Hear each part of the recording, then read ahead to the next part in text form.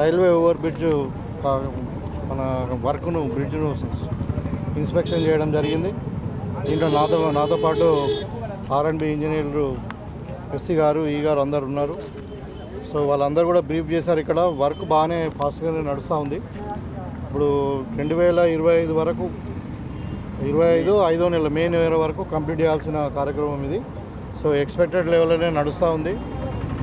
అయితే చిన్న technical problems వల్లనే కొద్దిగా డిలే అవుతుంది. కానీ ఇంకా ఇప్పుడు ఇక్కడ మధ్యాహ్నం కూడా ఈ రైల్వే కింద కూడా సబ్వే వస్తుంది. ఆ బ్రిడ్జ్ ఓవర్ కూడా రైల్వేస్ వాళ్ళు చేయాల్సిన అవసరం ఉంది. కాబట్టి మరి అది రైల్వే అనేది సెంట్రల్ గవర్నమెంట్ పరిధిలో ఉంది. దాంట్లో కొంచెం డిలే అయింది. కానీ ఇక్కడ అంతా సక్రమంగానే ఉంది.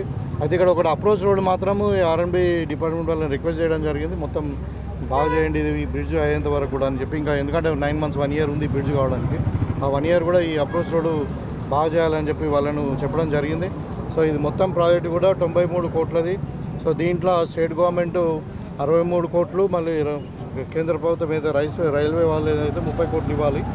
సో తప్పకుండా రాష్ట్ర ప్రభుత్వం నుండి కూడా నిధులు వెంటనే విడుదల చేయించి మరి ఈ ప్రాజెక్టును అనుకున్న టైంలోనే మనం కంప్లీట్ చేయించేటట్టు చూస్తామని చెప్పి ఈ సందర్భంగా తెలియజేసుకుంటూ, మరి ఈ బ్రిడ్జ్ కానీ ఇంకా అర్షపల్లి బ్రిడ్జ్ కూడా అట్లనే, అది కూడా మరి అది మొత్తము 137 కోట్లది. సో అది కూడా 30% వర్క్ అయిపోయింది. దానికి టైము September 25. ఇది ఒక 4 నెలలు ఎక్కువ ఉంది. ఇంకా September 25 వరకు కంప్లీట్ చేయాలి. సో అది కూడా వార్ఫుట్లో వర్క్ నడుస్తూ ఉంది. ఎక్కడేం డిలే లేదు.